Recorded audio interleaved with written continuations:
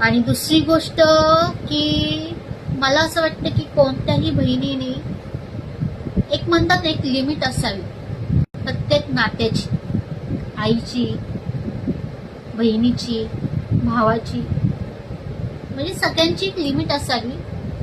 त्यामध्ये ते नातं व्यवस्थित राहतं. जेव्हा मुलगी तुमच्याकडे येते तेव्हा त्या मुलाशी लग्न होऊन येते, तर ती लग्न झाल्याच्या नंतर त्या दोघांचं नातं चालू होतं. आता म्हणायला गेल्याच्या नंतर जर नातं चालू झाल्याच्या नंतर मला असं वाटतं की ती मुलगी ना खूप स्वप्न घेऊन येते की आपलं घर असावं, आपण अशा अशा गोष्टी कराव्या असं वाटतं. पण ज्यावेळेस तिला कळतं ना की असं काहीच होणार नाही, तेव्हा तिला त्रास होतो. तेव्हा लग्न झालेल्या मुलगी जेव्हा त्याच्यामध्ये भांडणं होण्याचं कारण हे असतं. चूक मी म्हणेल की सर्व स्त्री त्या लोकांचीच असते.